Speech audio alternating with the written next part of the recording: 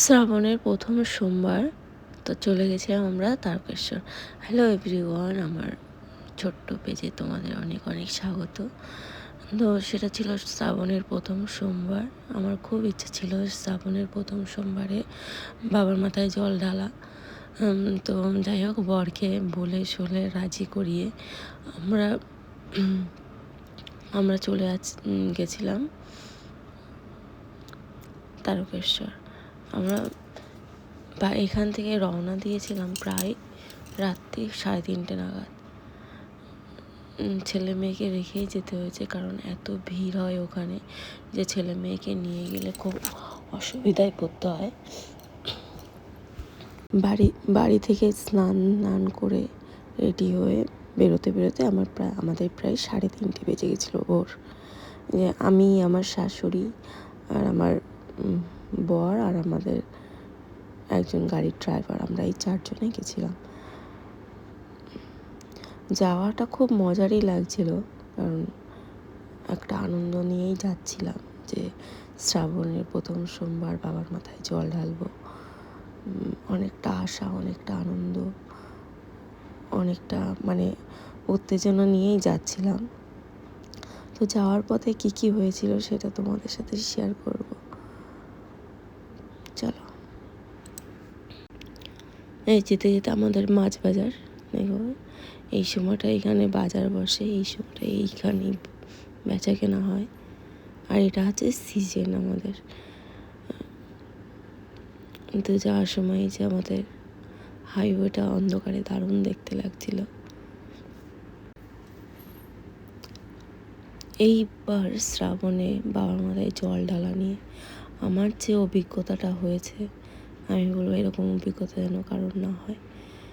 এই যে যাওয়ার সময় দেখছিলাম আমাদের হুগলি ব্রিজে কাজ হচ্ছিল, কাজ প্রায় 90% হয়ে এসছে, কিন্তু এখনও কাজ শেষ হতে অনেক দেরি।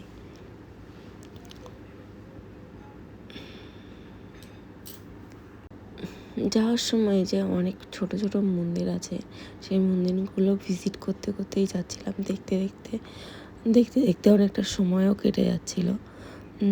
আর তারপরে গিয়ে ভুলটা হয়ে গেল, আমাদের পুলিশে আটকে দিয়েছে। পুলিশ বলছে আমাদের গাড়ি যেতে দেবে না ওইদিকে,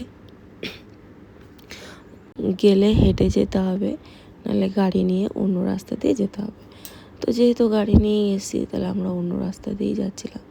এখানে অনেক দূর থেকে অনেক ভক্তরা এসছে, যারা হেঁটে কোনো বিশ্রাম না নিয়েই আসছে হেঁটে।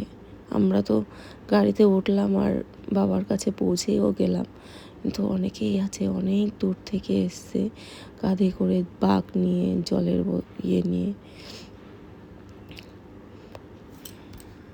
আস্তে আস্তে ভোরও হচ্ছে আর চারিদিকটা পরিষ্কারও হচ্ছে।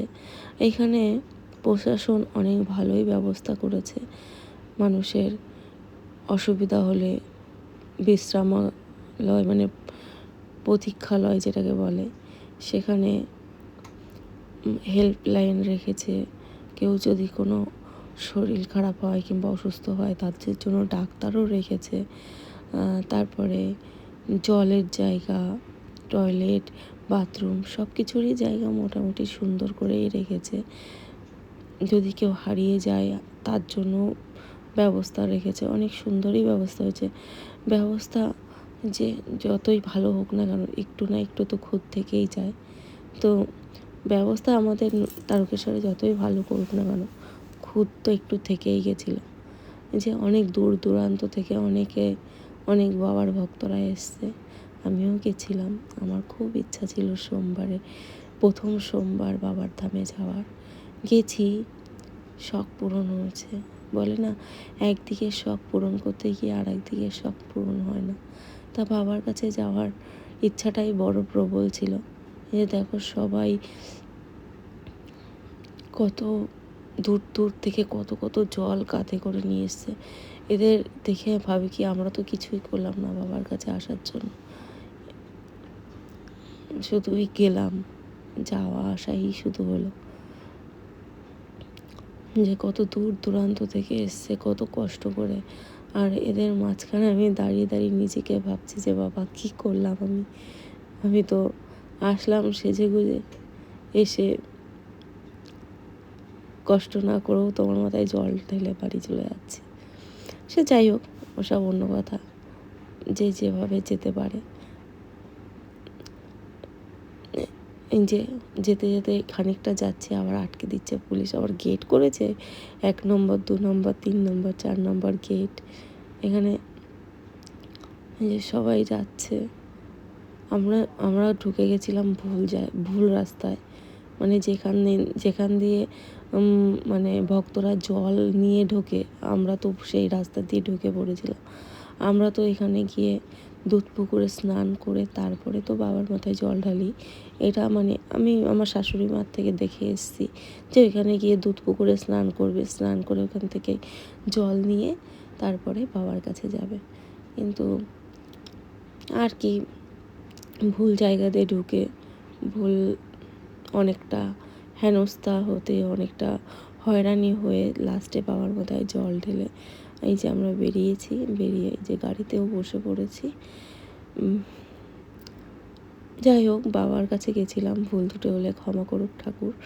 আর তোমাদের কেমন লাগলো এই ছোট্ট ব্লগটা, কেমন লাগলো জানিও। ভালো লাগলে প্লিজ লাইক কমেন্ট শেয়ার করে দিও। আমার ছোট্ট চ্যানেলের পাশে অবশ্যই পাশে